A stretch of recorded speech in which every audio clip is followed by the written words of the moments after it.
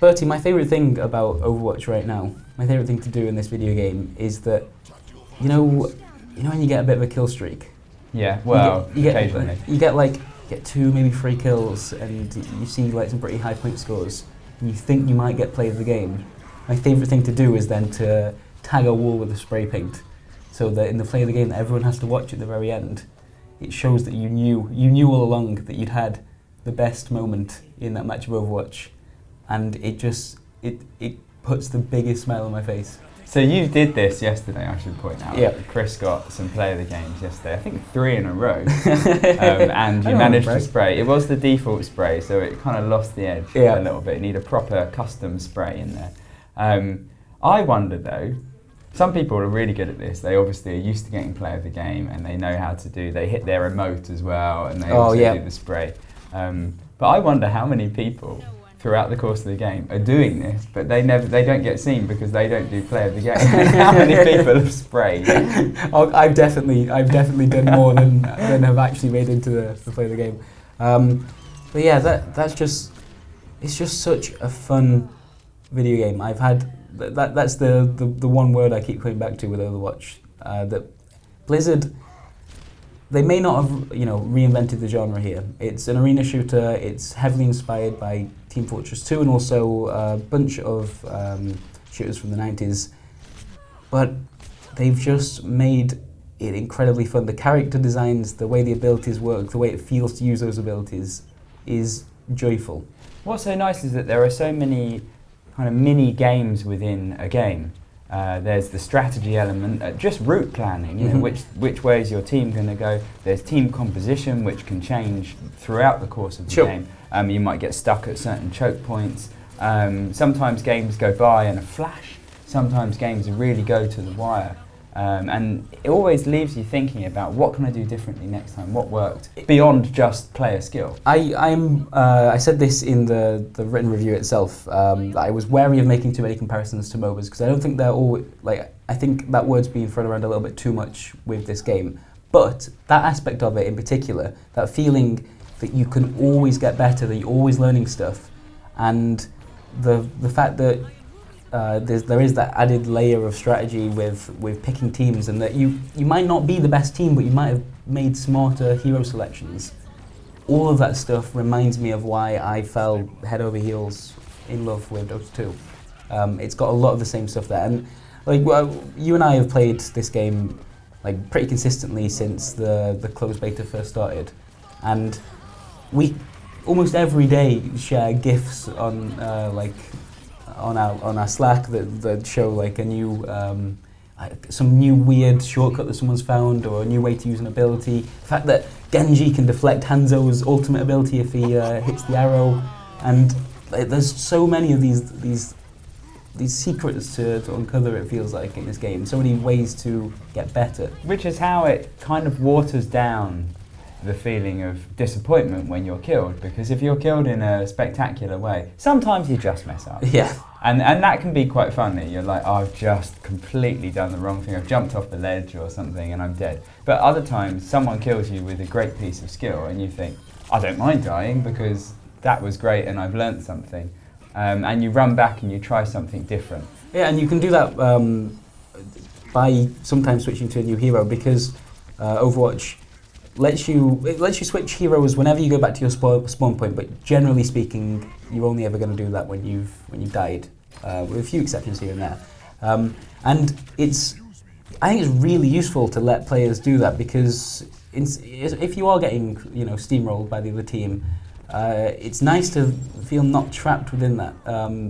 You always feel like, oh well, there's a clear counter to that character that just killed me. That was if that was a Hanzo or a Widowmaker, sure, they're really good at long range, but if I can flank them with a Tracer and get really close, then I win that engagement. Or with a Winston. Or the Winston. Good flanker. Yeah, you leap in, use a shield, they don't know how to deal with that. And I really like that, way more than I thought I actually would. I thought the hero switching, when I first started playing, was just a strange idea. You can have 5 people playing the same character on a single team, and then they can suddenly switch to something else, and their composition keeps changing, and surely that's confusing to keep up with if you're within that game. But it ends up being probably my favourite thing about Overwatch. The fact that you can at any point completely change up what you're doing, completely go for a different play style, completely try and counter whatever the other team is up to. I can't wait to see, now that there are so many people playing it and so many people who are so good and well rehearsed at games like this, that they have 2 or 3, maybe 3 or 4 team compositions that they're used to playing as, and that their leader or whoever calls out a different one midway through the game, and they change. I can't wait to see that, and the other team just go, whoa, what just happened? Right. You start with a different one, if something's not working, change, and that well-oiled machine, I can't wait to see people play like that. And you only need, like, because of the way these games, there isn't a team deathmatch. All the game types are objective-based. Actually, there's only really 4 different types of games, and they're all variations of like the Team Fortress payload or like a more general kind of domination thing. And you only need one surprising moment, one sudden change in focus from your team to push an objective and have a huge impact on the game. And so those switches can be massive. And it will be a lot of fun to see how a pro community forms around this. Like, what is the meta game like for Overwatch in 6 months' time? Do people do that? Do people like have team comps that they know they can switch between? There must be accepted team compositions. I hope that Blizzard will do as much as it can to keep varying that. I mean, it obviously knows about metas more than most companies, from running Warcraft for so long, from running Hearthstone for a while now. So I hope it keeps that mixed up, because one thing that I love about all these kind of new games is the discovery. Mm-hmm. And I'm not so thrilled when the discovery is known and people are just running with builds or compositions that they found online and they're going with it. It just feels a bit like, oh, we need to change this up. And from what we saw in the beta, that's exactly what they were doing. Every patch, with the exception of perhaps Bastion, who saw a real big change with his shield being removed, there was lots of... Bastion used to be stronger. I know, right? That's crazy. And at the moment, everyone thinks he's really overpowered again, but I don't think he is. Well, I think it all works out once you start switching heroes. But yeah, they were always tweaking ability numbers, tweaking the hit points of the various characters, and I don't think that ever stops, because there isn't a perfect... when I went to visit League of Legends earlier in the year, Riot, who make League of Legends, they patch their game every 2 weeks because they have to. They have to keep responding to whatever the new thing is that the players are starting to focus on. And I trust the Overwatch team to do something similar. Like, have you seen the way they talk to their community has been really, really impressive. And I think when you review a game like this, a game that isn't just, sure you purchase it and it's like full price on the consoles, and sure it looks like a normal shooter, but it's multiplayer only. It wants to have a community that lasts for years, that keeps coming back and keeps buying cosmetics, and you only do that by making it fresh, by keeping it fluid and responding to whatever your players are doing. And they seem to get that. Everything they've said, every developer diary they've done with lovely Jeff Kaplan, they talk about these things. They talk openly with their community. They know what the community seems to have issues with. Yeah, so far. My worry is that now Overwatch is, we don't know yet, but assuming Overwatch is a big hit, that in a similar way to, for instance, Blizzard was a different company when Warcraft was first to hit. But my worry is that the communication will dry up a little bit. The communication was large when they were in closed beta and open beta, because they're still making the game. They need to have that discussion. And it felt like testing as much as, It's a bit more experimental, and I wonder now it's a released big product. And I hope it doesn't, because at the moment it's really nice. And one of the best parts of being part of the Overwatch community is knowing what the developers are up to. And I'm hopeful, not just because of what they've done so far, but also because of what they have to do in terms of introducing new heroes and new maps, which are both going to... They are in the works, by the way. Jeff Kaplan said in a live Facebook interview, they are working on new heroes, they are working on new maps. That rank mode... that's next month, at the end of next month. So hopefully those discussions keep happening, because they sound like they have to. And I'm excited to be part of that. I've really been looking for a game that I can fall into and get and lose my mind over patch notes and read absolutely every little scrap of information that comes out before the announcement of a new character. And this this feels like the one for me. But this is the thing, we talk about metas, and there will be pro teams, presumably, or very well-organised teams, and hopefully they will go and compete amongst themselves and won't have too much impact on the people playing for fun. And when you boil it down, what's so nice about Overwatch is that the core gameplay, the core experience is just fun. Blizzard make great toys that are great fun to play with. Sure. And all of their characters have that feel. And I would suggest to everyone as well when playing, and I got stuck in a bit of a support rut where I felt like I was most useful to my team in a support role.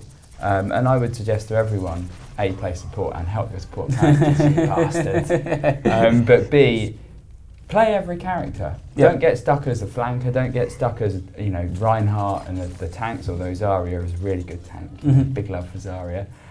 Don't get stuck as support. Try everyone, because in trying everyone, you'll get better at the game anyway. Yep, and it means that you can keep changing your playstyle even within the same game. And yeah, that continues to be the thing that separates Overwatch from its competition for me. Like, I know you can do that in Team Fortress 2, but you don't have 21 different heroes, 21 such completely different heroes in that game.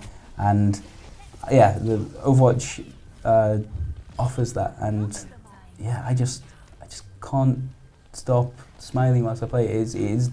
It's just completely won me over 100%. And it's why I gave it a Eurogamer Essential, I guess, because it makes me smile. Yeah, it does me too, and I think about it all sorts of odd hours. I think, maybe I'll try that next time, maybe I'll try that, and then I see some play of the games and I think, why didn't I think of that? Did you know that if Hanzo shoots his arrow up into the air, it takes exactly 5 seconds for it to land on the floor, which means you can set up a trap? Think about it. Think what you could do with that information. I'm more likely to fire that, forget, hit myself and die as the team comes running towards me. Let's start with something relatively straightforward. Hearing an enemy Thera leap into the air and shout "Justice reigns from above." If you played Overwatch, you'll know that's an important line. It's a bad thing that's about to happen because that is her ultimate ability. It's very powerful, and you hear that. You even hear the word justice, and you're already running for cover or reacting and trying to take her out before she decimates your team. You probably don't give a lot of thought to that line because it's something you react to subconsciously, instinctively, and that's great. But even within that scenario, there were a couple of smart ideas at play. The Overwatch team at some point talked about adding a variety of lines for Thera to use as she activates that ability, perhaps to flesh out the character a little, but in the end decided no, consistency is way more important here. The players need to be able to associate that one single line with that one single ultimate. The moment they hear the word justice, they need to know exactly what's about to happen. The one exception to this rule, however, is when a Thera on your team uses her ultimate. When that happens, the enemy players will still hear the big "Justice reigns from above" line, but you won't. You'll hear this instead. Rocket barrage incoming! And this, in turn, prevents any confusion as to whether or not you're in danger, while still letting you know that a teammate is doing something important that's very likely going to impact your game.